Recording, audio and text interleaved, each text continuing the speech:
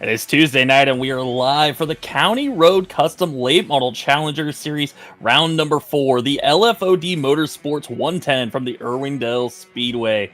I am Jeff By Jr., joined in the ITZR broadcast booth with Andrew Cardinale from Pit Stop TV, here for his first ITZR race. And Andrew, looks like we're going to have a good one tonight for you. About 40 drivers going to go for 30 spots in tonight's feature event.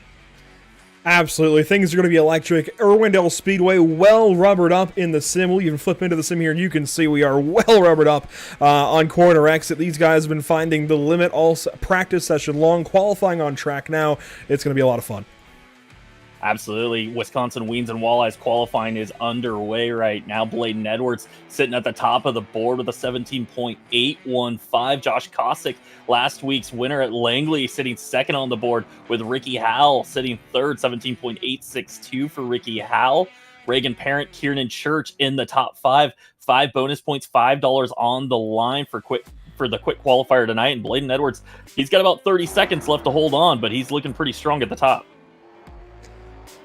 Not many cars left on track. Here's a look at one of them. This is Elliott Carlson, car number 09. Tony Quadros wrapping up his run, comes into the pit lane and is done. Carlson then the last car on track. We'll see if he has anything this last lap coming to the line, and with a few seconds to spare, that time will be nowhere near what he needs. I think it was extra laps for him anyways. A quick look at the track map here, Jeff. I'm interested as your take on this place. It's kind of a traditional oval, also kind of not. It's weird. Yeah, big, wide racetrack, different lines available. You're going to see some guys run the middle. You're going to see some guys will run the top. But what we've seen is that the bottom is the most dominant. Yeah, it's real interesting. These cars seem to have a whole lot of grip, this new late model stock car. Changing things up for sure, Irwindale. It's always been kind of a top dominant racetrack. Think Darlington, Homestead, that kind of thing. But the bottom side opening up with this current late model stock car. It's interesting. Well, here we go for B main action. We took 22 from qualifying, and now we are going to go into our B main. We're going to take 8 drivers from this 18-car B main, 20 laps. On your front row, you got Dylan Schreiner in car 92. John Piet will start from second. AJ Rogers, Hunter Harriet going to make up row number 2. Starting from 5th is Jason Lutridge in car 03, Scott Negus from the 6th spot. Cody Verrill going to start 7th. Josh Cole in the 43 going to start 8th. William Griffith, Todd Cousins, that's row 5 with the 005 on the outside. The 89 is Zachary Anthony going to start 11th. In the 27, Jason Keyser going to start 12th. Row 7 coming at you, car 62, Jason Dinsmore on the inside, Sam Wetstein on the outside. Starting 15th tonight will be the 156 of Michael Kirchner on the outside of him. And the number 89 machine, it's Kyle Ryan.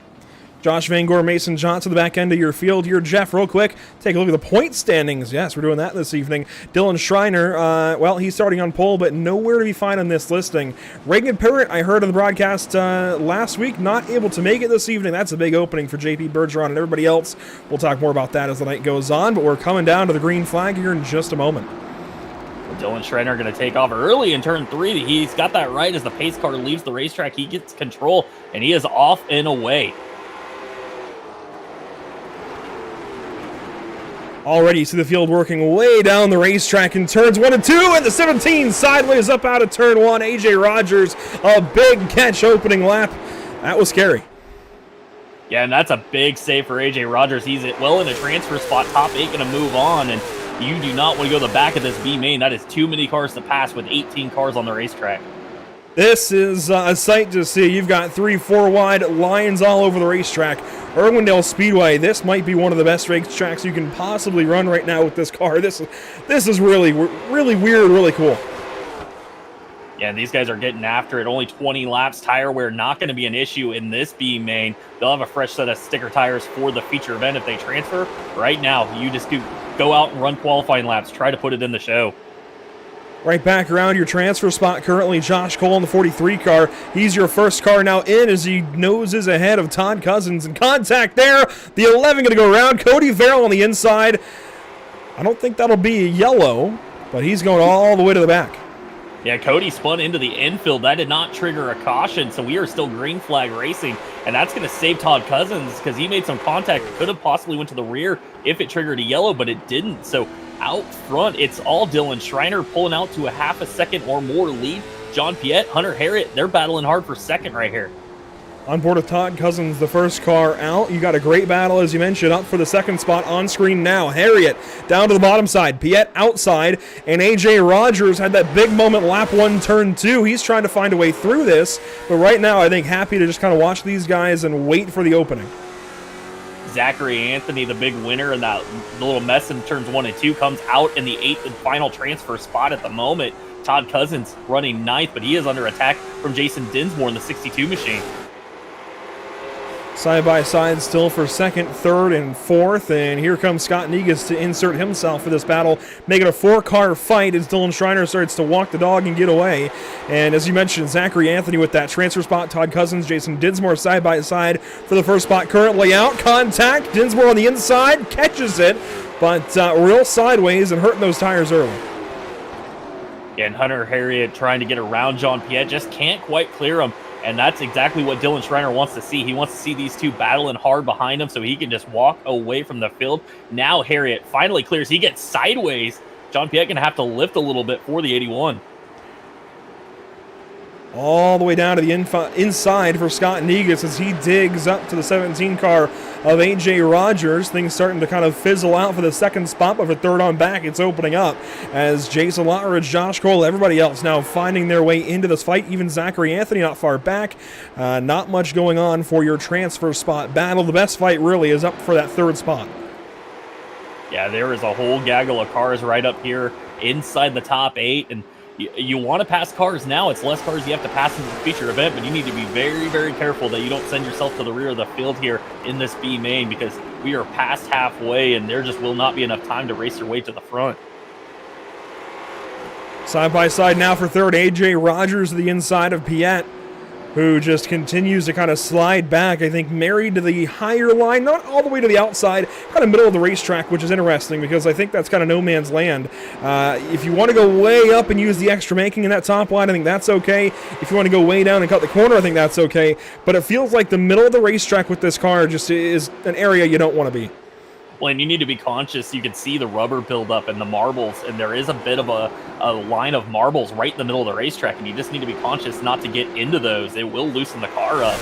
So John Piet, he's found himself a line that he's comfortable with, but it's very tight. You can't get out of the groove very much, and you saw it right there. That car got sideways. Here comes Rogers to take a sniff to the inside, and car 217 will take advantage of it. Will he clear for the third spot? Nearly. Not clear yet.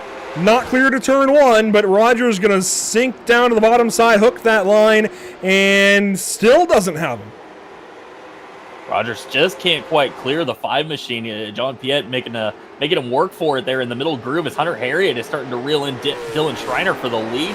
Behind this battle with AJ Rogers and Piet, we got 4 cars racing for the 5th spot. Yeah, Scott Negus now side by side with Josh Cole. Jason Lotteridge getting away from this fight for now as Piet and Rogers continue to go at it side by side. Zachary Anthony now in this fight as well, so you're not missing anything for your transfer. There's a big gap right now between 8th and 9th. If something comes up, we'll go back to it. But right now, the transfer battle just open up. But we do have this for the race lead. For the lead, Hunter Harriet taking a look underneath Dylan Schreiner has moved up the racetrack just a bit. Harriet's car kind of bogged down off turn 4, wasn't able to get the run down the straightaway, but he is down in the grass almost in 1 and 2, trying to find a way around the 92 machine. Oh, spin in the back, 1 car around, William Griffith. Caution right at the end of this B main. And there you see the 012 car in trouble. That was right around the 9th position. That was the battle for 9th. So these guys were out of a transfer spot, possibly looking at maybe just B main points, and they got together. That was Todd Cousins and William Griffith. Gonna look back at it on your Pit.TV replay. And yeah, this was the fight for 9th, as you mentioned, with Todd Cousins and the 012 of Griffith wins up around, and that's just 2 guys racing late in the race, trying to fight to the bottom side. The 62 gets caught up. That is just about as cut and dry a racing incident you could draw up. Yeah, William looked like he was going for the apron. Todd kept it on the white line, gave William the entire apron of the racetrack, which is the fast line around here at this moment. But the 12, it looked like the front end just kind of washed away. He got into the door of Todd Cousins, around he went. Griffith currently on the pit lane. And he's taking some repairs to that race car. I wonder, do you think he's throwing any tires on? I doubt it. Yeah, no tire changes allowed here in this B main, so you are stuck with what you got. And luckily, he's not going to lose a lap if he can get out of the pits here. But definitely going to be a major setback in this B main. Dylan Schreiner out front of Hunter Harriet, John Piet, AJ Rogers, Jason Lottridge, your top 5. Josh Cole runs 6 with Scott Negus and Zach Anthony in your 8th and final transfer spot. But that's going to bring Todd Cousins and Jason Dinsmore back into the mix here. Yeah, here you see Cousins on your screen, and quite frankly, this is the battle we have to watch on this restart. It's going to be a 2-lap shootout. Cousins with a big opportunity. He should line up on the inside, or is it going to be a single file restart? Should be a double file, and I believe they're going to get the message right here to double them up. By the way, track temp 102 degrees. We are in Southern California, and it is a warm one for these guys. Air temp not too bad, but the sun beating down for sure at about midday. Cooling down there to 101, but still rather warm, and I think that explains some of the grippy, but also sideways but grippy kind of racing. Well, checking out the Facebook chat, Jeff By, my dad in the house, Frank Griffith, Brett Suggs in the house, Zach Onan here, and Zach Onan wanted to say that the overlays look great. Well, we certainly appreciate that. This is a rare opportunity we get to work directly with the league and kind of come in for a one-off show. Maybe we can make something out of this for the long run. But I will say, glad to be here. Way back when in my career in iRacing, I believe ran a couple of races in ITZR. Never really panned out. I forget what I had going on. Maybe high school, who knows? It was that long ago. But glad to be back in at least some regard working with you guys this evening and bringing you the action as we do have a single file restart. And it's Schreiner leading us to the green. Schreiner going to go early once again. That's his right. As the pace car leaves, he gets to control the race, and he is off and away. Behind him, Hunter Harriet runs 2nd. We'll keep an eye on that battle for 8th, but right now... Already, Anthony give it up? Yeah, that's Todd Cousins got around Zachary Anthony there. That is huge for the transfer into the feature. Zachary Anthony falls out of that transfer spot. Todd Cousins gets back in it. And that car that we saw make contact with, I forget who it was, I think William Griffith, so long ago. Well, that is a big, big deal as up front, Dylan Schreiner is far and away, I think, away to this race win, but still a battle for the transfer. Not going to happen. Well, he's going to see the checker flag right now. Dylan Schreiner wins the B main, and it looks like it's going to be Todd Cousins at the line, getting the 8th and final transfer spot. And I was mistaken. It was a lot closer than I thought for the win here in the B main, but Schreiner still keeps it. And, wow, that was a lot of fun. Yeah, fantastic B main. With 18 cars, it had the opportunity to go very ugly. And these guys did a fantastic job of getting some green flag racing. Just one caution in the B main. That was well done by everybody involved.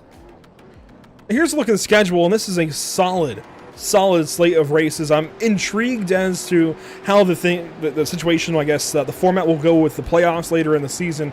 But checking in for race number 4 tonight, Jeff. Really early in the season still, an off week already to kind of get everybody's bearings together, but a long stretch of races here into May, beginning with, last week at Langley and continuing on here at Irwindale. Yeah, we went from a couple of the smallest racetracks on our schedule to now one of the biggest. And Irwindale Speedway was starting 30 cars tonight on a big half-mile racetrack.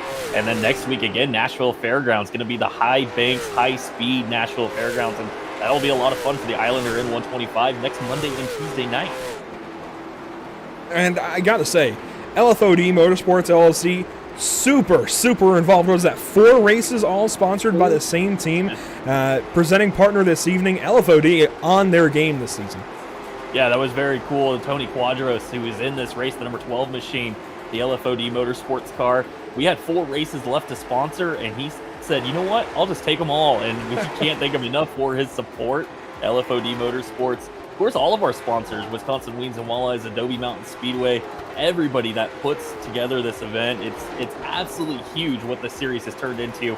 I mean, I haven't seen a league that's pushed 40-something cars 4 weeks into a series like this. I mean, it's been unbelievable, the support we've gotten.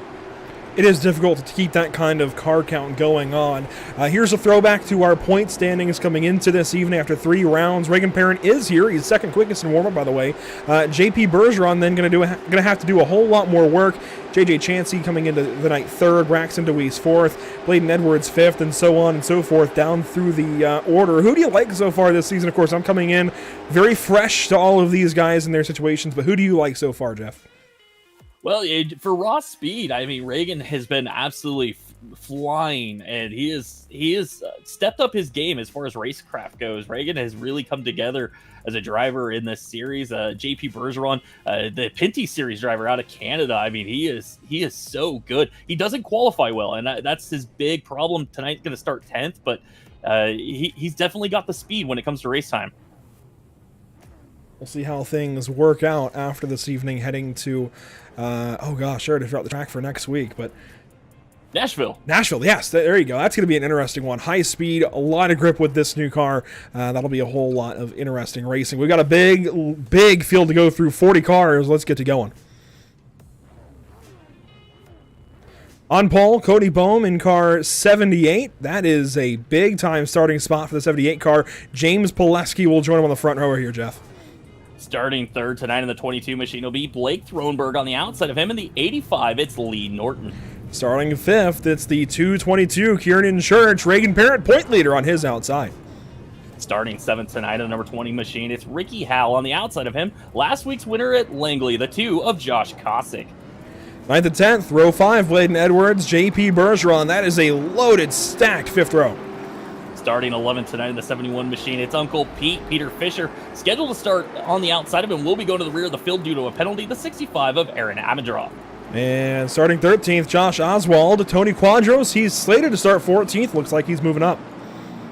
Starting 15th tonight in the 81, it's the ravishing one, Rick Rube. On the outside of him in the 16th position, the 09, the Joker, Elliot Carlson. Craig Tully, Braxton DeWeese. That is your 9th row here this evening at Irwindale. Starting 19th will be the 3 machine of David Hill. On the outside of him, newcomer to the series, the 38 of Travis Roma. Bryce Fauntleroy, he starts from 21st. Brad Carpenter, the 31 car, will start from 22nd. Starting 23rd, your B main winner, the 92 of Dylan Schreiner. On the outside of him in the 81 machine, it'll be Hunter Harriet. John Piet, AJ Rogers, the makeup row 13, ahead of these guys. Starting 27th, the 43 machine of Josh Cole. On the outside of him, and the 03, it's Jason Lottridge. To complete your top 30, how about Scott Negas, Todd Cousins? Looks like we're going green. Should have a couple additional pace laps. Oh, I see. Yep. Okay. Yeah, we added a couple just to get through the grid there, and I think we're going to get the one to go this time. Well, Zachary Anthony, Josh Van Gore, that's your 16th row. Down through the top 40, I suppose you got Michael Kirchner, Kyle Ryan, a lot of these guys coming up from that B main. Yeah, we should talk about it. It was a 9 invert tonight. So Bladen Edwards, your Wisconsin Wings and Walleyes quick time driver, he's going all the way back to 9th. Cody Boehm, 9th place qualifier, going to start from the pole tonight. 110 laps the distance as we get ready for green flag racing from SoCal Irwindale Speedway. Get loud, get on your feet. We've got racing coming at you. Cody Boehm takes some green for the LFOD Motorsports 110. We are green flag racing, and here comes Thronberg looking for second already. Pileski on the outside in the 93 machine. Side by side, 3 wide down through your top 10. Caught in the middle. You got Bladen Edwards way down low. And that's the 22. Kieran Church caught in the middle. 1 lap complete. And it was chaotic, but it was clean. Bladen Edwards jumping up the field quickly as he is trying to get up to the front. And that quick qualifier does not want to spend too much time at the rear of the field. They are 3 wide in front of him, as well as Kosick on the apron with Lee Norton in the middle in the 85. That was Reagan Parent, your points leader, up on the top side of that 3 wide. Pileski, a big jump to the inside of Thronberg. They sweep up the racetrack. That's for second as Parent went purple in the back. And I say the back, in 4th spot, right behind these 2 guys. Yeah, I tell you what, it's the same thing I've seen all season long. The pace in the Monday night series, much slower than it's been early on the Tuesday night. These guys have one thing in mind, that's get to the front. There is no tire saving right now. Thronberg claps back that lap as you've got Cossack looking to the inside of Reagan Parent. Lee Norton way up the racetrack, sliding and spinning. Missed by a lot of cars, but he gets tapped by a few as they spin in.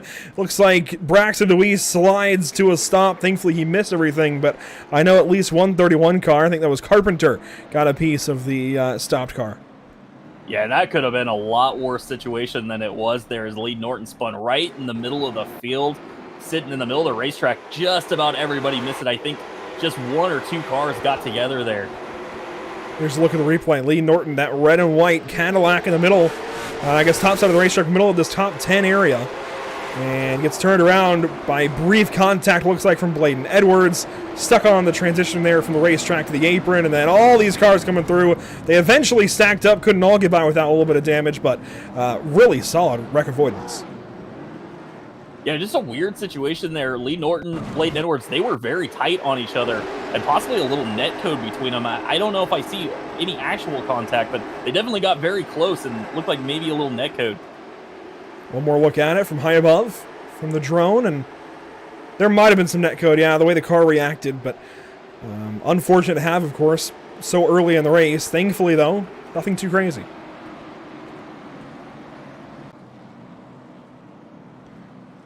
What this does is gives the Pennsylvanian out front, Cody Boehm, a chance to breathe. Of course, these guys have to maintain these tires, so this does give these guys a chance as well to kind of cool them down. I know heat cycles aren't great for rubber, but it's at least an opportunity to manage these temps. Yeah, and this is the strategy we've seen for a lot of drivers. They like to get out front. They hope for the yellows. The yellows will, buy them some time where they're not having to push the tires too hard, and they just want to get in control. If you have control of these starts and restarts, it's a huge advantage. It gives you a little bit of a gap. You can get away from the rest of the field, let them battle it out, and right now Cody Boehm's hoping that's going to play out for him. Now you can see these cameras were set up really with the idea that these guys would be running the top side, but it's interesting how this car has changed racing for the late model stocks on iRacing. Myself, I cover the official splits thanks to Elite Performance Industries, a partner here of the series as well.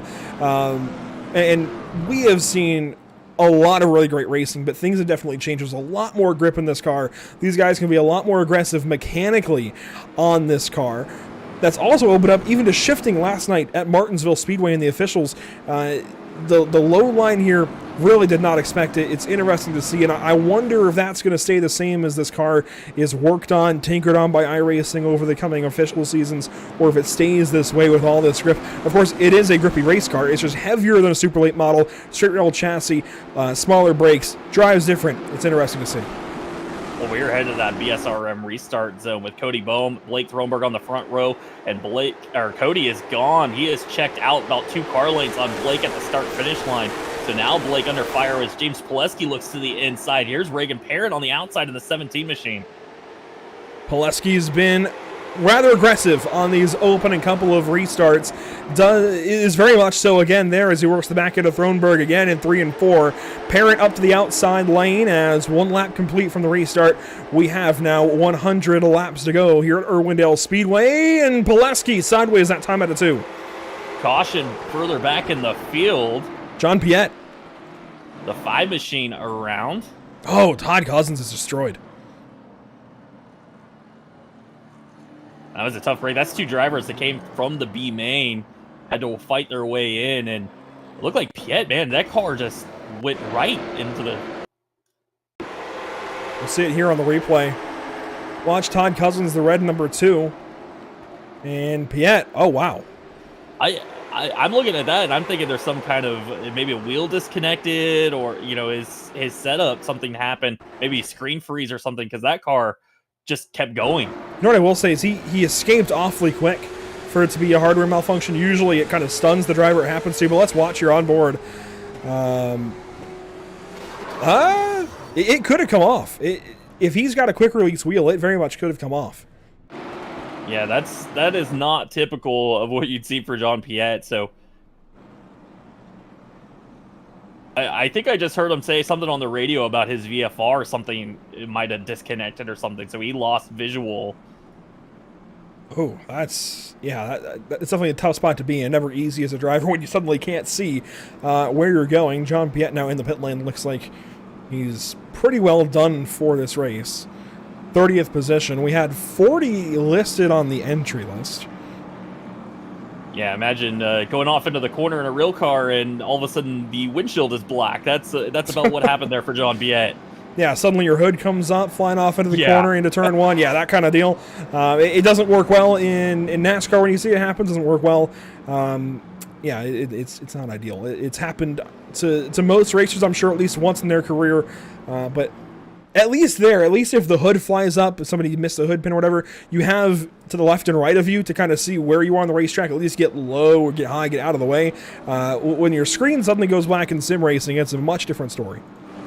Well, the driver that did help out was Dylan Schreiner. He's going to pick up a lucky dog here. He'll be back on the lead lap in 27th position. Remember, Schreiner, he got some damage in that opening wreck there with Lee Norton was sitting in the middle of the track. He got together with a 31 machine. So some damage repair. He's back on the lead lap now. He's still got 27 on the lead lap. It looks like 28 or 29 drivers still in this one.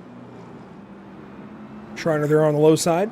And he's letting all these cars go by as he's going to have an EOL from that lucky dog. But hey, he's on the lead lap. That's important. Looks like he got some repairs made to that race car. And a little bit of right front damage still, but that's only going to cool that right front tire down, as we learned from Dale Jr. Martinsville years ago. Yeah, whatever you can get, right? I mean, it's short track racing. No aerodynamics here. Just get back on the racetrack and do what you can with it. As the pace car is going to head off the racetrack, Cody Boehm headed back towards the DSRM restart zone. Boehm inside, Thronberg outside, Boleski Parent. That's your second row. Koslick from fifth. Green flag in the air. We are green flag racing. They are already jumping 2, 3 wide into turn 1 and 2. They were thinking 4 for a minute as you see Bladen Edwards making a run on the top side. He's looking for 4th as Pileski stuck in the middle. Wow, Koslick way down low to the dirt. Left side's clipping the yellow line there, side by side for the race leaders. Thronberg brings the fight. I think he might have led that lap. And Boehm up out of the way. Thronberg in the race, CPI 22, takes over Irwindale on lap 18. Here comes Koslick back to the inside of Edwards. And Reagan Parent's looking for second. He's going to try to follow Thronberg through past Cody Boehm. And then, of course, Koslick and Bladen Edwards battling for the 4th spot behind him. Door slam there between Parent and Boehm a couple of times. Once again, contact up out of turn 2 as Reagan Parent tries to assert himself on the inside lane.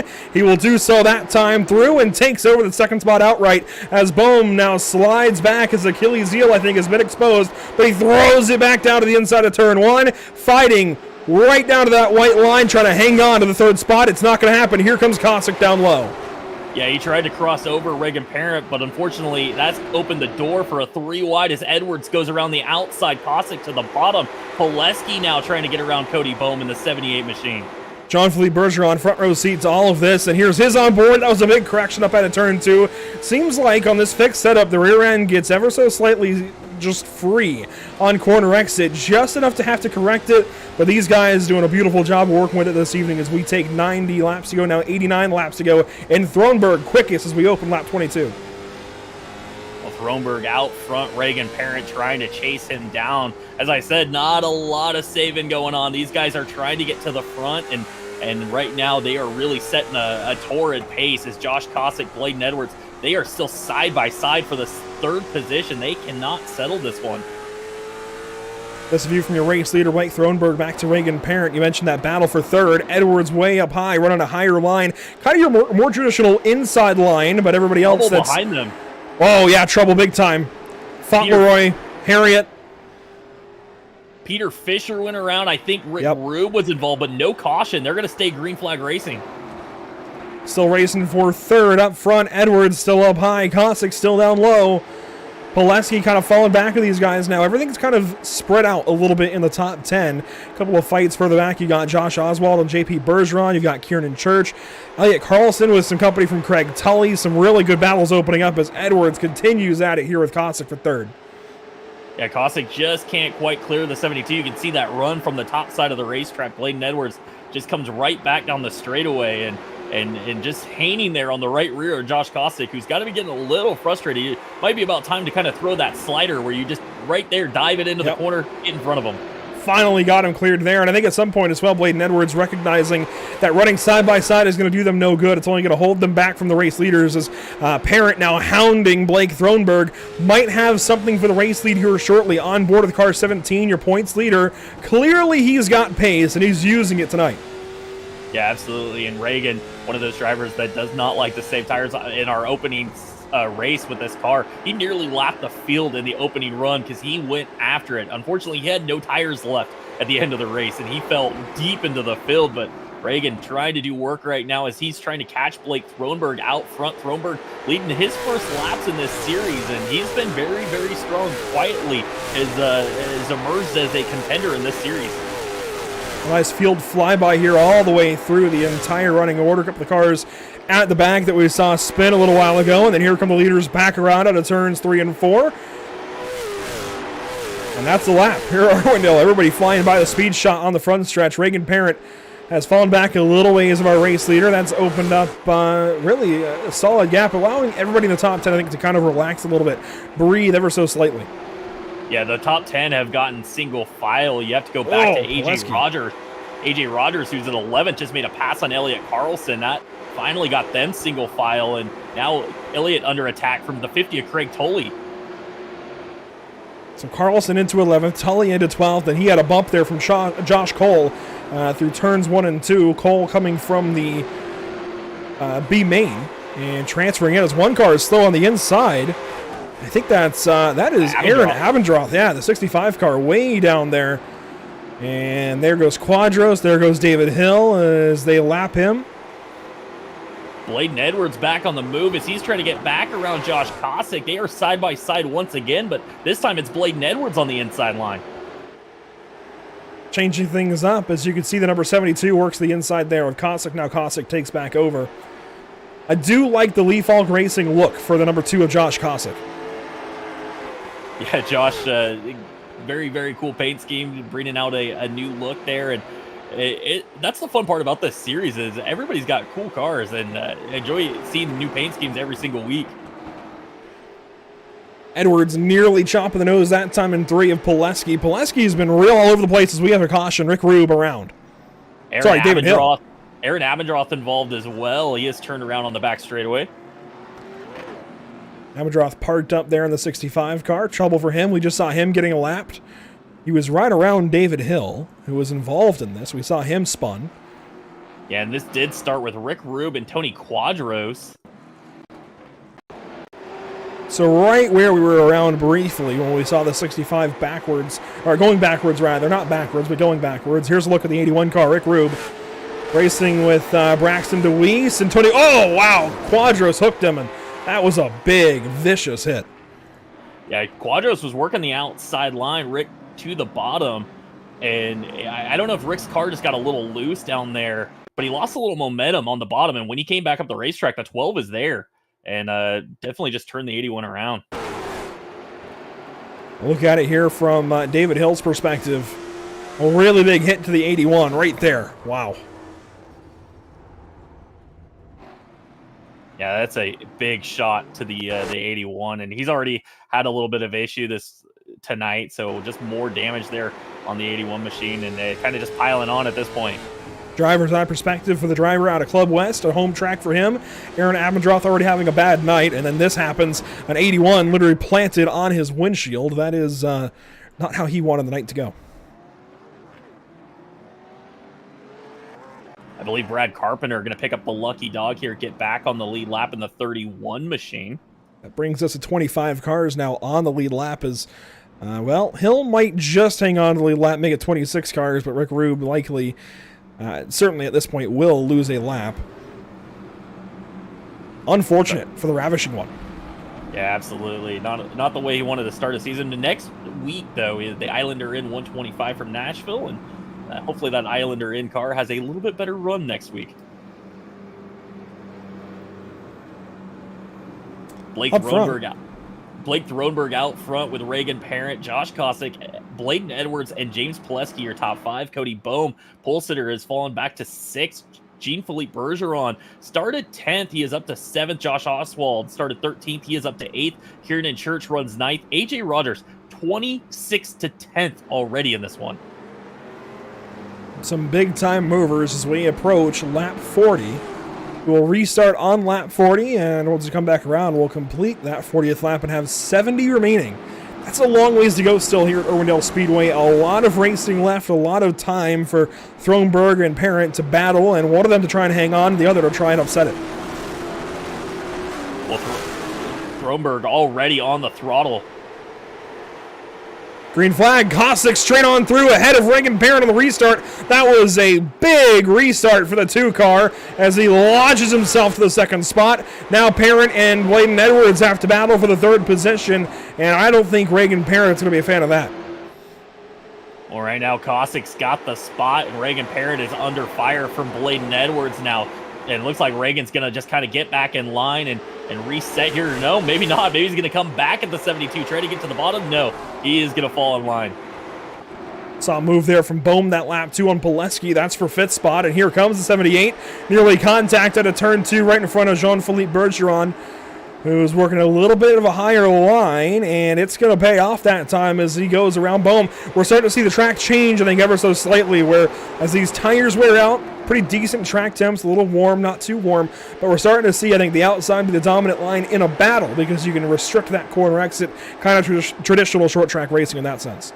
And I think we're about to see a battle for the lead as Thronberg is under fire now from Josh Kosick. Kosick has reeled him in, and he is setting himself up right here for maybe a run off turn 4. Try to get to the bottom. He will be there going into turn 1.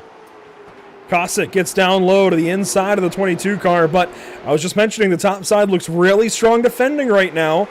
So as long as Thronberg plays his cards right, he should be okay, but that time leaves a big gap on the inside, and Kosick used every bit of it. Nearly led that lap, did car 2. Contact into 1, and Thronberg is going to have to give up that race lead. Thronberg with a big save. That opens up the door, though, for Bladen Edwards. Here comes Edwards. He might take a shot at going for the lead here as Kosick was hung up there with the 22 machine. Bladen Edwards will take second. Kosick going to hold on to the lead.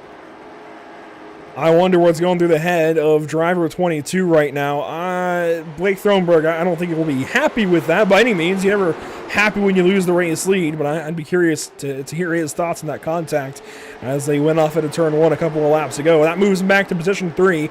Still in a good spot, especially for this long run, and it's ahead of Reagan Parent, so he's in good company. A battle for 5th, though, Pileski and Bergeron.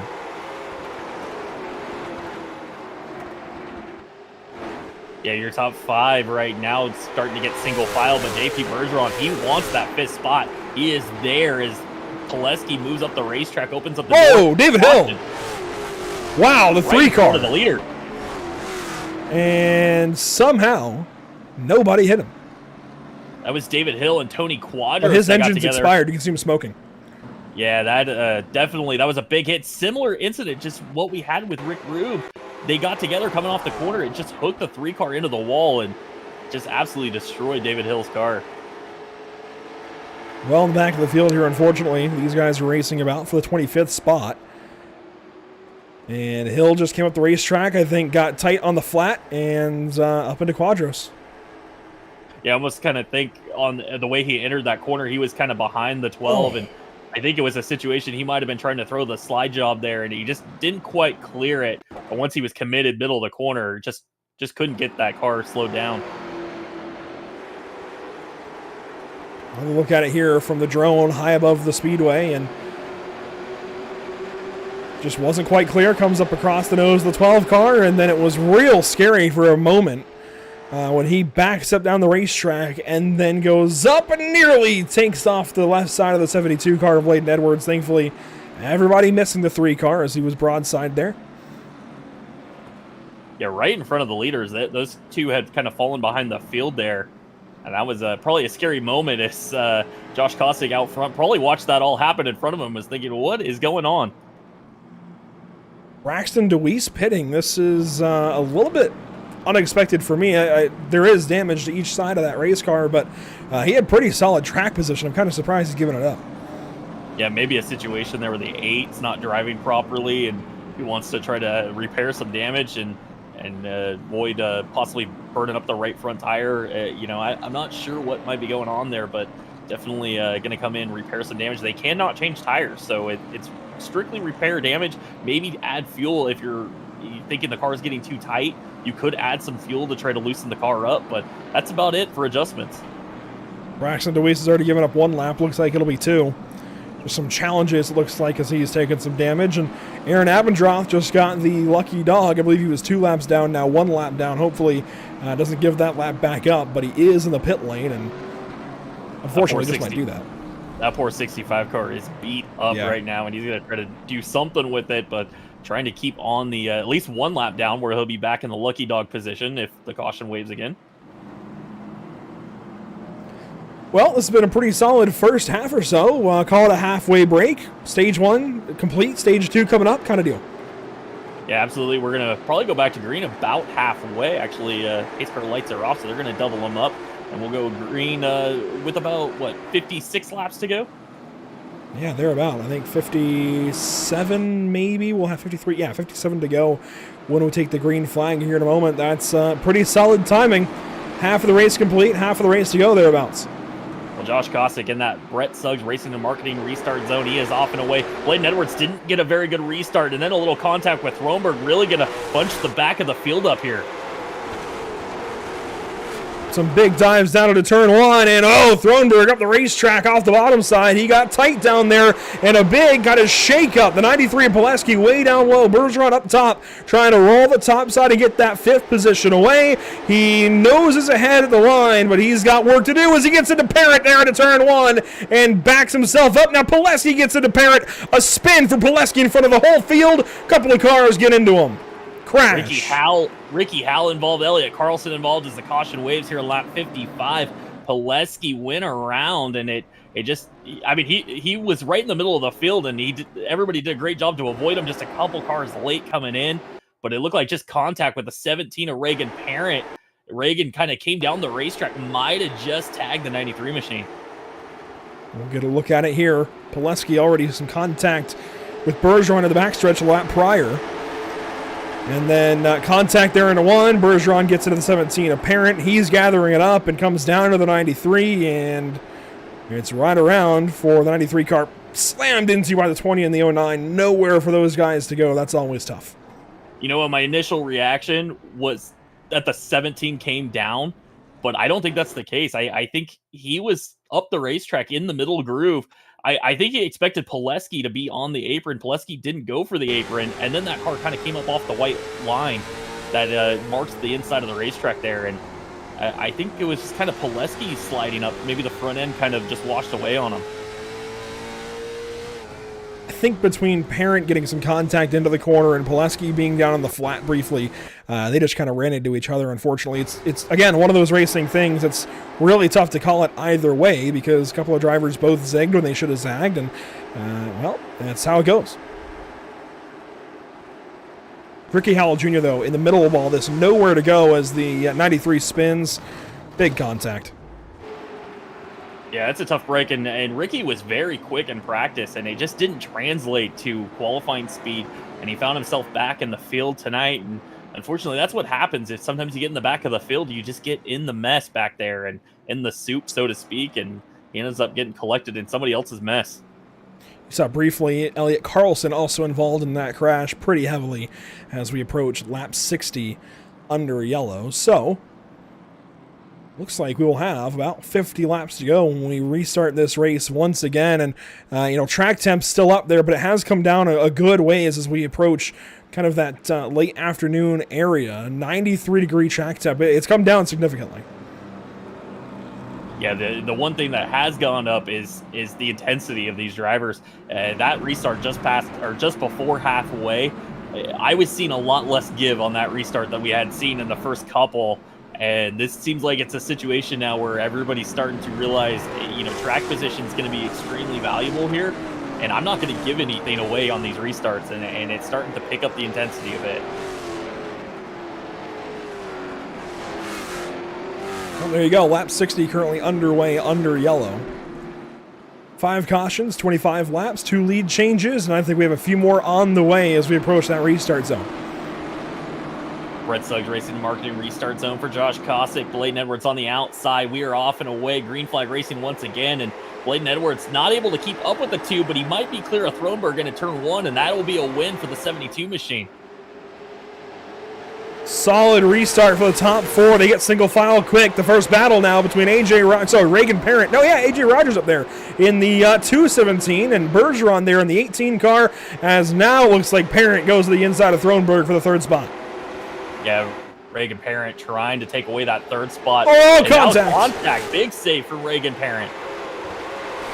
2 white, blue, and pink 17 cars in the top 5. What could go wrong here as AJ Rogers powers around Jean-Philippe Bergeron. That 17 car, you mentioned it, has come from the back of the field and is super strong right now. Let's see, Rogers, there we go, 26th to 5th. Yeah, early candidate for the Adobe Mountain Speedway Hard Charger Award. And we got a battle for the lead. Bladen Edwards dives it under Kosick down the front straightaway there, side by side. Kosick led that lap, but Bladen Edwards is trying to wrestle it away. Side by side on board with race leader Josh Kosick. A good view from the left side door as Edwards goes to work underneath him way down low. Kosick comes down to try and squeeze him, but Edwards is going to lead that lap. Edwards leads the lap at Kosick on the outside, but he looked like through 3 and 4 he was going to try to cross him over. Wasn't able to do that, and now he's going to try to fight back on the outside. Bladen Edwards not able to clear Josh Kosick. And the oh, there it is, yeah. Lesky involved. Problems towards the back of the field. You mentioned Pileski around. A lot of left side damage to the Epic Media number 93.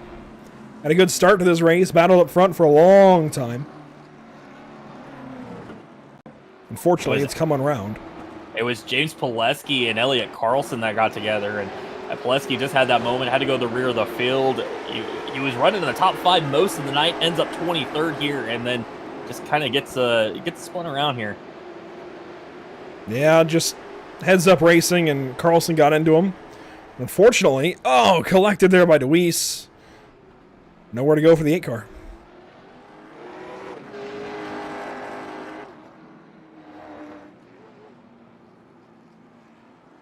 I really feel for Braxton DeWeese. He's been trying to repair that car and get back in this race in some semblance of competitiveness. And here's the onboard for him, as he had already committed to the top side through this. And unfortunately, the 93 just kind of let it roll for a half second too long. DeWeese nowhere to go once that happened.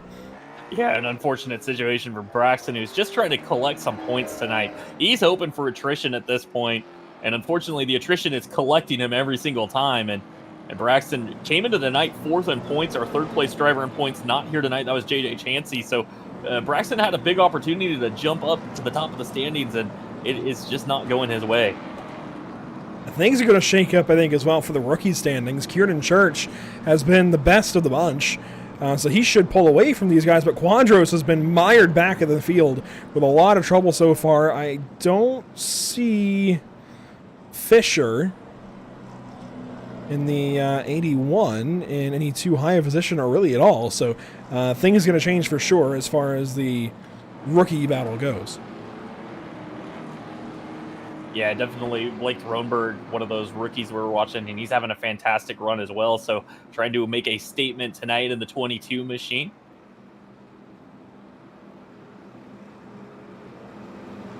Well, that caution really did help Bladen Edwards, because Josh Kosick was about to cross back under him. It was something we saw last night on Monday.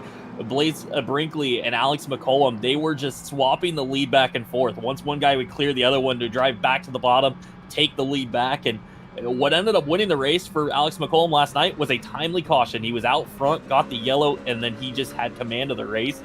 Bladen Edwards is going to hope that same thing happens tonight. We'll see what Kosick can do this restart. Edwards down low, Kosick up high. Looks like Thronberg and Parent, your second row. Then Rogers, Bergeron, Oswald, Bohm, Church, and Tully. That's your top 10 as we get ready to go back racing. 40 to go here at Irwindale. Bladen took him a little bit earlier. That might have caught Kosick off guard, and that's going to allow Thronberg to be right there door to door with the 2 machine through 1 and 2. Side by side for second, Kosick and Thronberg as the 72 starts to walk away. This is what they can't allow to happen. I think if you give Bladen Edwards clean air for a while, he's gone. And he already is. former champion in this series. He has got a lot of raw speed, and he has found his way to the front. Purple already. Fast lap for Edwards there at 17.842. They keep getting faster. Yeah, the pace is picked up right now, and Bladen Edwards has decided, you know what, it is go time. I'm going to get out of here and hope this thing goes green for a bit as Kosick holds off Kronberg. He'll maintain that second position. Reagan Parent runs third. JP Bergeron, he has found himself up to fifth with AJ Rogers behind him.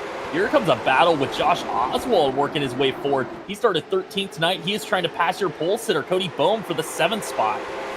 Everybody trying to find something back here on the 17 down low of Oswald. Tully trying to join the fight as Thronberg and Parent are side by side once again. That 17 of Parent just won't go away for Thronberg. A thorn in his side for sure. And Thronberg at the racetrack on a turn 4. That's really going to help Parent out. Yeah, Bohm was able to hold on to that spot as well. So he was back into the 8th position. And now Josh Oswald under attack from Craig Tolley. Tolley looking for 8th as the caution waves here on lap 75. Caution out. Hunter Harriet around out of turn number 2. Quadros also turned around out of the second corner. The LFOD Motorsports number 12. He has been, unfortunately, right in the middle of a lot of incidents this evening. Neither one of the previous ones of his own doing. We'll see about this one. And Hunter Harriet had a moment right before that caution. He got together with, it was the 85 of Lee Norton. They lost a ton of track position. And then Hunter just got back in the mix here. You can see him entering turn 1 and 2. They were 3 wide. Oh, contact with the 16. Gets turned around there by the 20. And Quadros nowhere to go. Yeah, the 16 of Fauntleroy. I don't think Bryce did anything wrong in the 16 machine. It looked like Hunter was trying to split that gap between him and Josh Cole. Just cut it a little too tight on the 16's right front fender. On board with Bryce Fauntleroy into turns 1 and 2 here. Yeah, I think he was minding his own business, and it all just kind of stacked up. The 12, nowhere to go. Quadros, even the 20 gets a piece of it again. Hey, but Deweese made it past that one. That is good to see. Kept the nose clean that time. Yeah, they're starting to change there for the 8 machine. Is Aaron Abendroth going to pick up a lucky dog? He will finally be back on the lead lap. It's been a challenging night for the 65. To say the least. That is a big understatement for the 65. And he immediately hits pit road. He gets his lap back, and now he's going to come back and try to repair that car just a little bit. It's been a rough day. A lot of accidents. Of course, was lapped. I think might have spun and all of that as well on his own with no yellow. I think he was the subject of our first yellow, wasn't he? Yeah, I believe it was a netcode incident there that started that first one. So, not the way you want to start it off. I mean, that's 2 guys just getting kind of taken over by the system there, which is the netcode prediction system that decides whether you actually make contact or not. And you can get just a little too close, and it thinks you would have hit. It sends somebody around. Looks like Braxton Deweese's birthday, by the way, this upcoming Saturday. So the racing gods are testing him to make sure he makes it through this next year. But a birthday to celebrate this week, that's always a good thing. Very cool. Braxton Deweese, happy birthday. I do think, though, he's going to celebrate a little harder this birthday just to forget this race. It's been very much a race to forget, but that's part of it. Well, we are going to double them up. We are going to have a restart lap 81 when we go back to green flag racing, and time is starting to tick away right now. And Bladen Edwards out front, Josh Kosick, Blake Thronberg, Reagan Parent, your top 4. JP Bergeron sits 5th. Back in the BSRM restart zone, Bladen Edwards is gone once again. The leader has such an advantage on these restarts here. The entire field flies by. Oh no, Deweese! Heartbreak for the 8 car again, and well, caution right back out. Right, coming to the green flag, and I don't know what might have happened there. I think the 39 had a moment, possibly just got loose coming to the green, and just nowhere to go for Braxton Deweese. Gets collected again. Tony Quadros involved, and he just got caught up in it once again. We just said happy birthday to the number 8 car. Braxton Deweese turned around on this restart. We'll take a look at it here. Oh, man. As I was saying, it's been a race to forget for sure. But you have to have races to forget for races to remember, and they just got stacked up. 39 and Negus went nowhere. And, boy.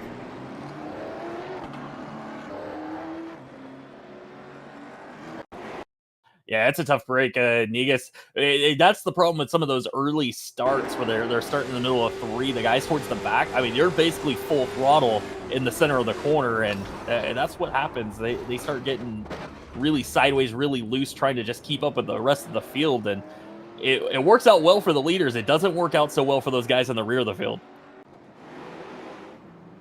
Well, that just made Bladen Edwards' life about 3 or 4 laps easier. I think 5 laps, really. 5 fewer laps he has to defend under green. But at the same time here, Jeff, if he does get passed up or shaken up at all, he has less time to collect himself and stay out front. This is going to definitely constrict things, and if they weren't already feeling like they had to go, if it wasn't already go time for these guys up front, for Edwards, Kosick, Thronberg, everybody else, it's certainly go time now.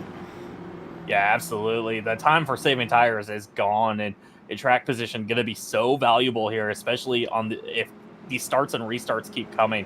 That is going to make it very difficult for anybody to challenge Bladen Edwards because he is getting such fantastic starts. Nobody can seem to quite keep up on these starts, so it's really going to be a battle of can you challenge him at all and try to get to the front, maybe make him make a mistake. But right now he is very, very quick and laying down good laps when we go back green. And now he is going to have a single file restart because we did not complete a lap. So we will go single file for this next restart. A couple of cars in the pit lane, Quadros and Carlson. And yeah, that single file restart is going to change things up and I think make his life a whole lot easier. So really that might have been best case scenario for Edwards to, again, just get a nice little advantage over these guys. That's just helping them out a little more, and something that these guys, Kosick, Thronberg, Parent, really can't have as far as battling for this race win. iRacing.com's safety vehicle, if you will, pace car lights have been shut off. That means we're going back racing this time by. And I think Kosick is going to like this single file restart as well as we go back green flag racing, and we are off and away field single file. The field flies by our speed shot there on the front stretch, and nice and orderly out front through the first couple of corners. Reagan Parent, though, on Blake Thronberg, like a fly on garbage, we'll say. Well, now Reagan Parent taking a peek underneath Blake Thronberg, possibly for the 3rd position. Wasn't able to get there off turn 4. JP Bergeron runs 5th. Cody Boehm has fought his way back up into the 6th spot now in the 78 machine as he's gotten around AJ Rogers. Couple of battles sparking up in the back. I always love seeing how a single file restart changes things with the field, changes the dynamic, kind of forces different battles to pop up than would have otherwise. And you're starting to see this. Travis Roma, newcomer to the series, had a really, was it Chris Roma? I forget. Was it Travis that debuted last week? Yeah, Travis debuted last week. Solid race. I believe cousin, I think he said. Yeah. Chris Roma in the Monday night series.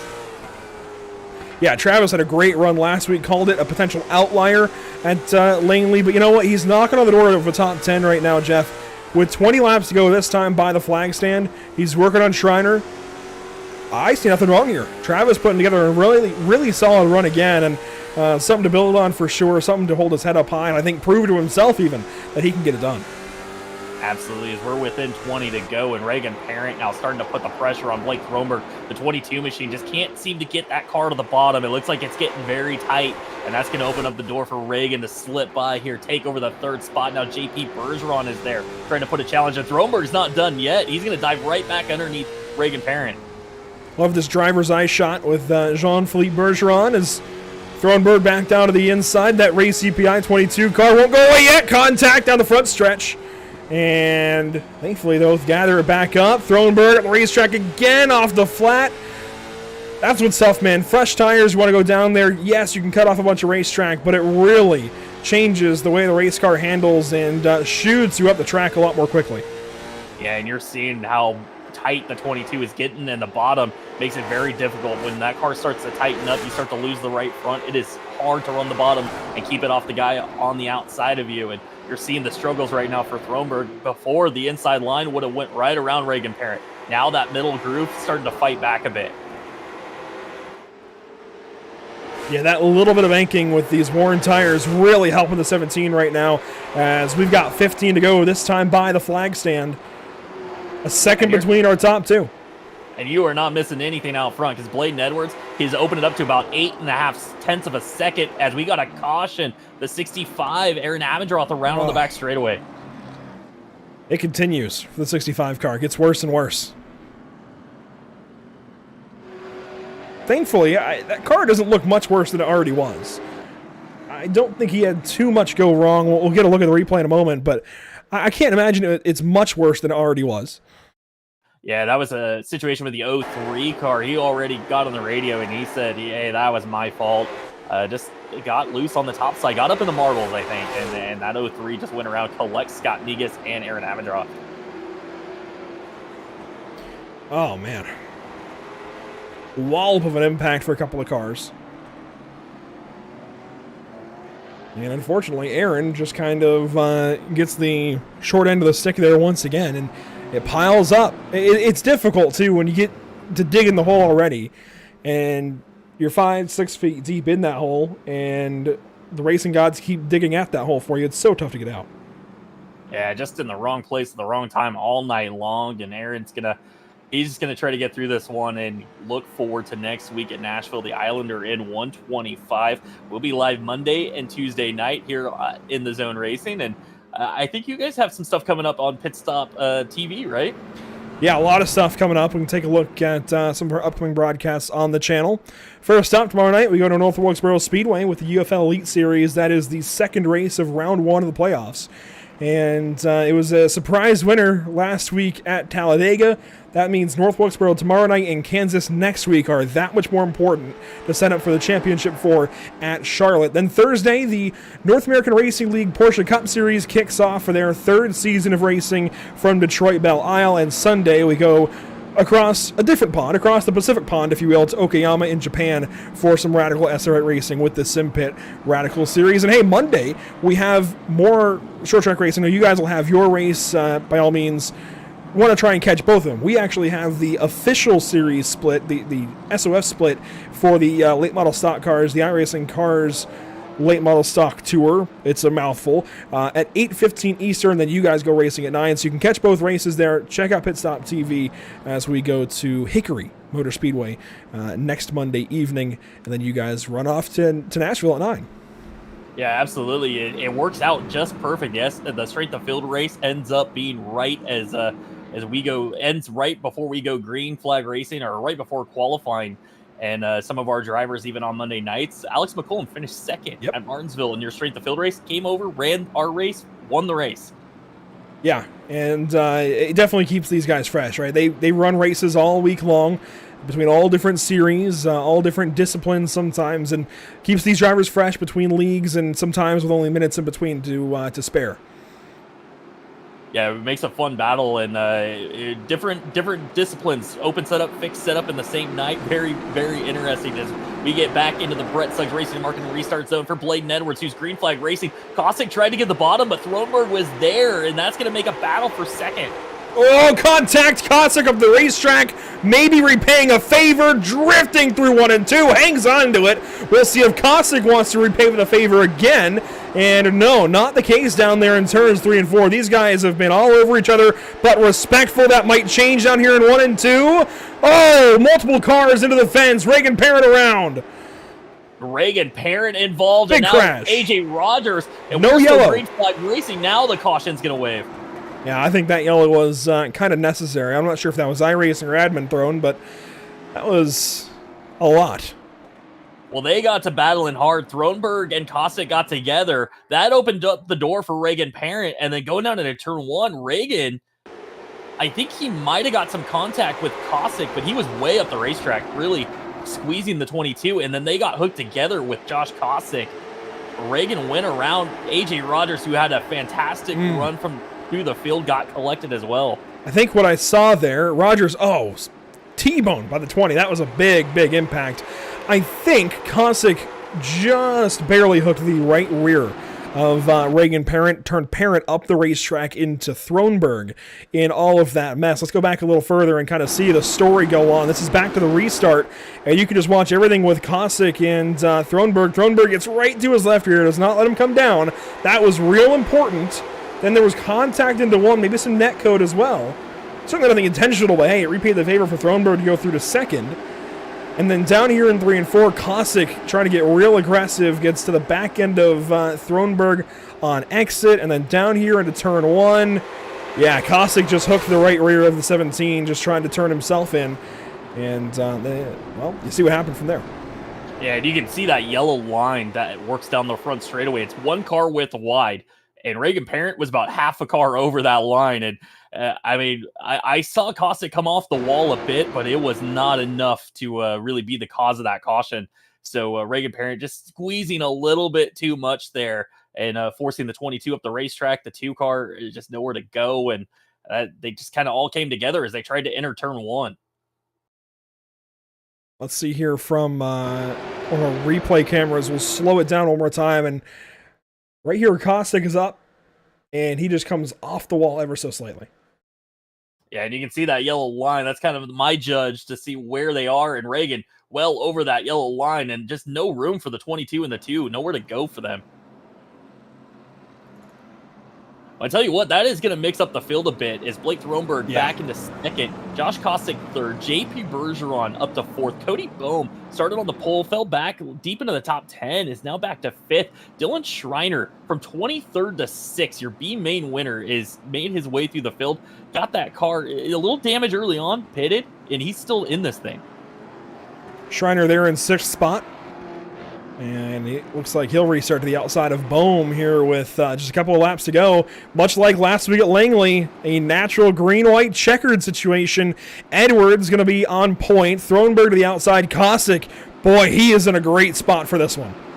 Yeah, absolutely. Any trouble at all for Bladen Edwards, and Kosick is going to jump all over it as we hit the BSRM restart zone, possibly for the last time. Bladen Edwards is off and away. The battle is on for second. Here comes Kosick. He's going to try to clear Thronberg into turn 1. JP Bergeron is there as well on the inside of the 22.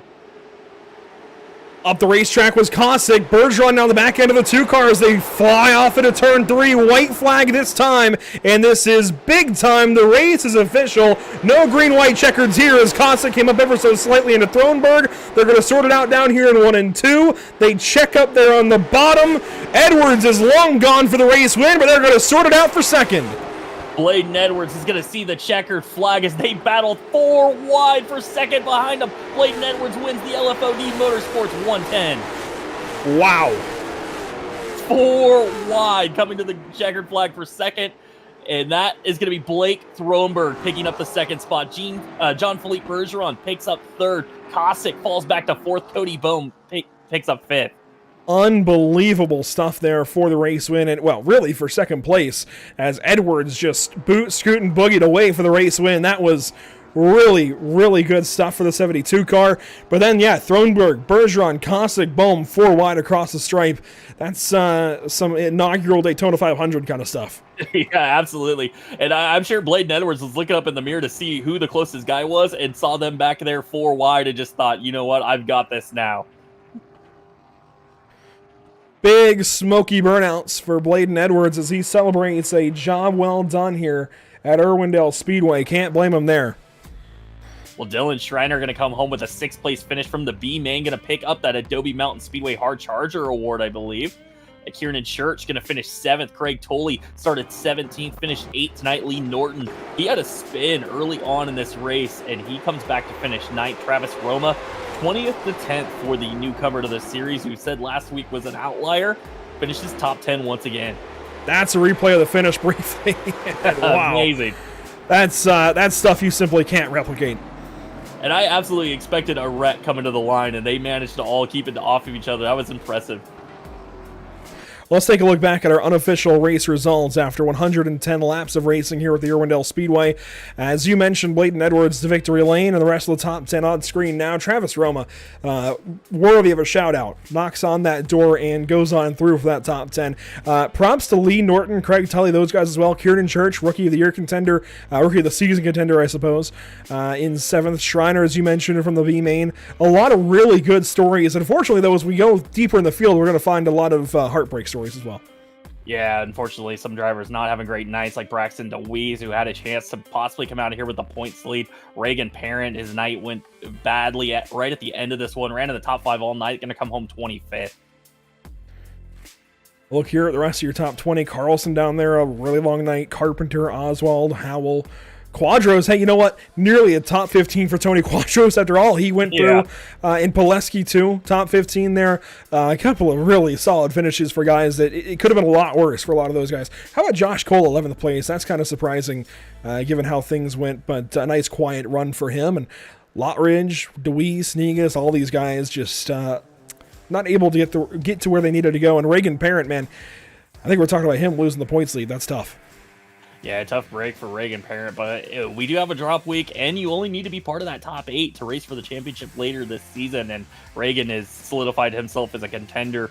He's not at risk of falling out of this top 8 if he keeps running the way he is, and the good things will come. As we're going to be joined in the broadcast booth with Bladen Edwards, our winner, and Bladen, former champion in this series, but you've had some struggles, and last night you guys were very excited. You and Peyton Howe were very excited about Irwindale, and it didn't work out last night. You had some struggles, but you come back here on Tuesday night, and you gapped the field at the end. It's got to make you feel a little bit better about how last night went, right?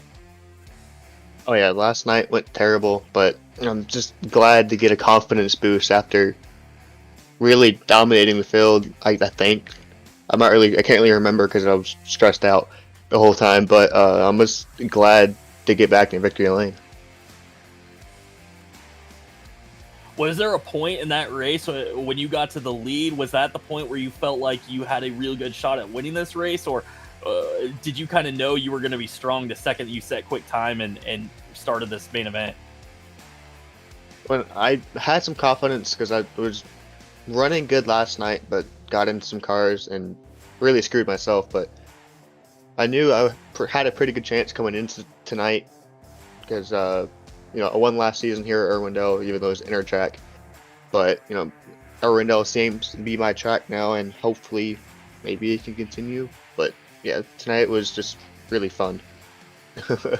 Bladen, I got to ask, was this track with this car, the way the grip is now, I mean, running the bottom side like you guys were is kind of at least an oddity to me. I know you guys ran the last 2 nights, but does it feel a bit more like running on the inner track versus the outer track? Usually you're high side hustling, trying to work the top side. Now you're way down low, trying to get to the dirt almost. I mean, it feels a lot more like the inner track. Yes, it does, because you're wrapping that yellow line the whole time.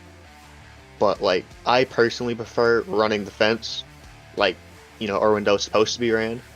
But it was difficult to kind of adjust to it, but I eventually figured it out. But yeah, Irwindale is definitely a really fun track in this car because the grip, you can really just stomp it off the corner and just fly. These cars fly around here. Well, Bladen, I was kind of interested in what the start of the race felt like. Early on in Monday night races, it seems like the pace is much slower than Tuesday night. Do you feel like this series you're going to have to get up on the wheel and go quicker than you would on Monday night? I think Monday night, most of the guys are really just half the field is trying to save tires, so the field's way slower. But coming into tonight, me and Josh had the same idea. Get to the front as fast as we could and really ride from there. Although we actually never ended up really riding because we kept having cautions and stuff like that. So I basically pushed the whole time because I was scared of Kozik trying to pass me because he's also really fast. Well, Bladen, before we let you get out of here, is there anybody you want to thank, anybody you want to shout out? I know you got probably some people watching the stream tonight. I want to thank the Mohawk Foundation, Dusty Pete's Gibson Collectibles, Martin Sports, H52 Photography, and Premier Racing Setups. And also, I want to thank you for putting on the good league. And I think this broadcast, it needs to become a permanent thing.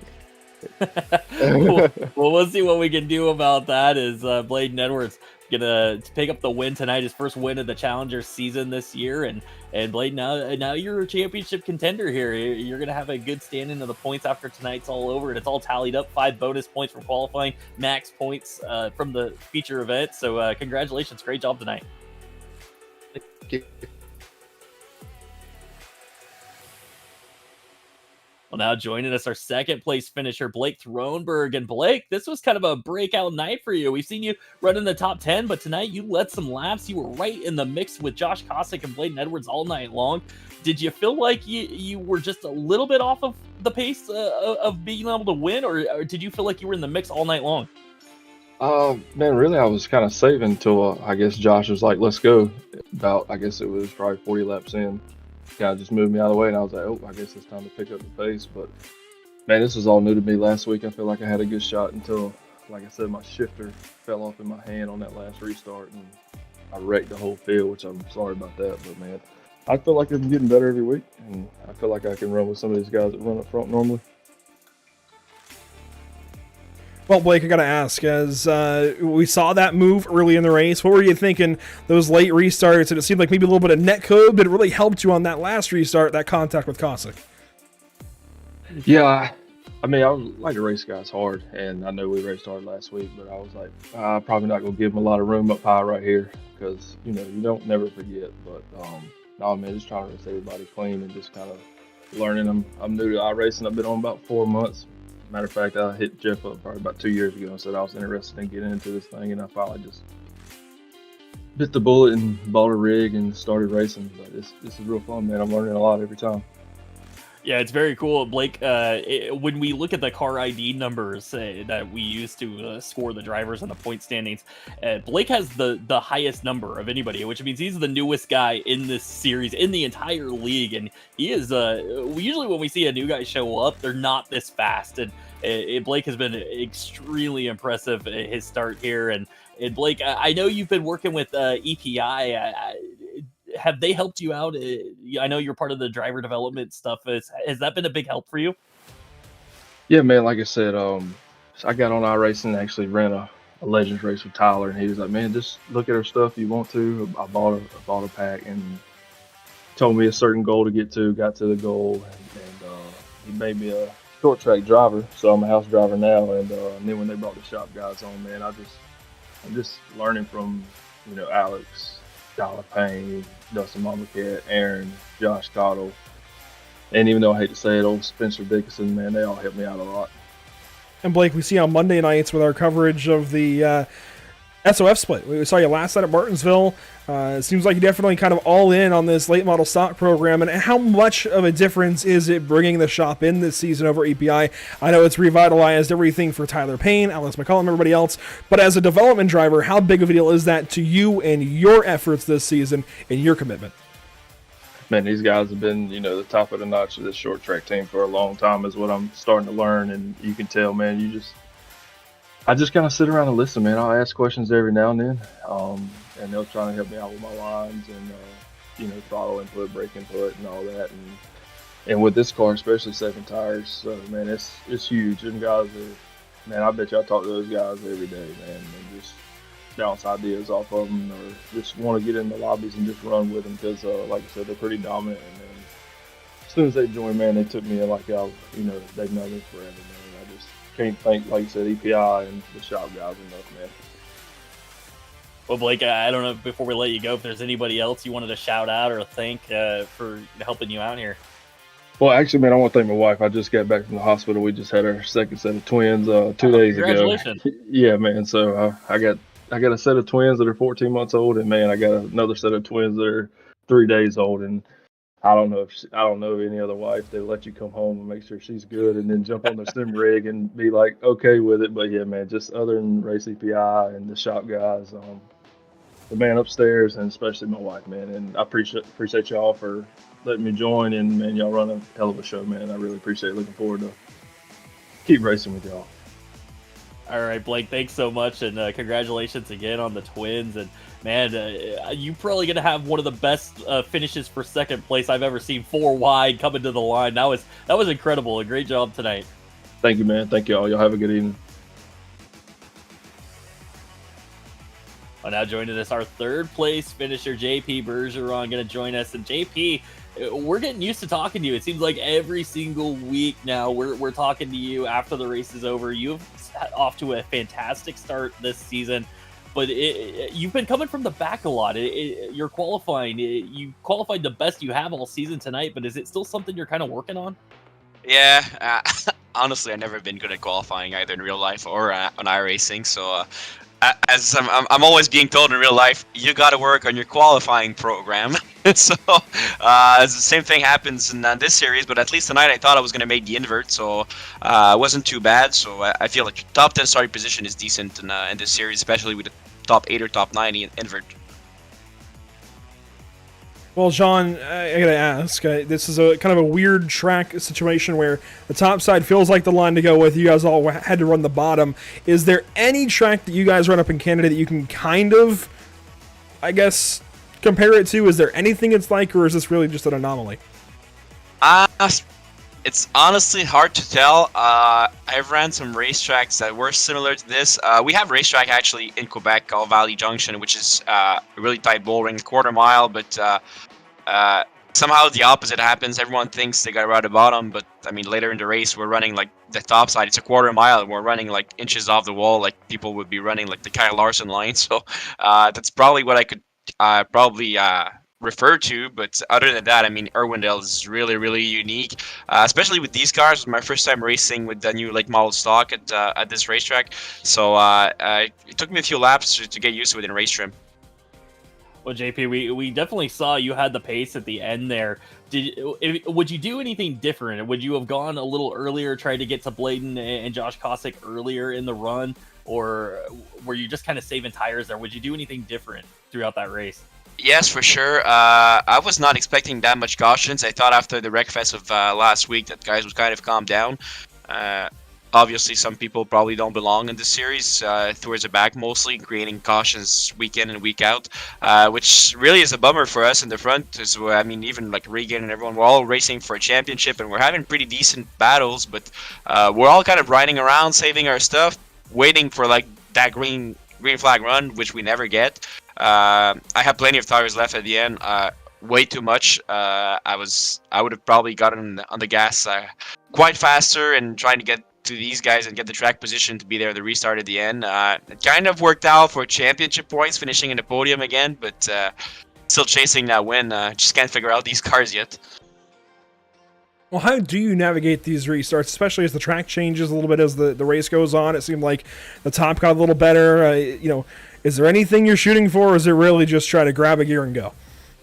On these restarts, you really got to, especially with these cars, you really got to make sure you see the leader before the green flag drops, because when the leader fires, if the outside line or the inside line, whichever lane you're not into, fires before you, you're pretty much dead meat. So you really got to make sure you fire at the right time. It's like everyone shoots for the bottom on the restarts because you don't have momentum at this track. I kind of think the opposite. You got to shoot for the top and kind of try to lock the guys in and pick up your momentum where you still have someone on the inside and finish the pass like 2 laps later. Of course, you got to make sure you have a clean driver on the inside to do this. But I think differently, and I always went for a bit of a higher line on every restarts.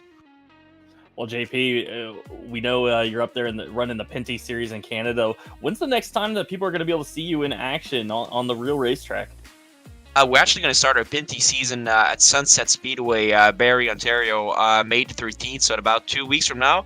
I'm actually heading on the road tomorrow to go testing at Sunset with our almost brand new Pinty's car that's been redone over the winter, new setups and new stuff, so should be pretty decent. So we're definitely shooting for a great season. Last year in the Pinty series was my rookie year, filled with bad luck. That's what we probably just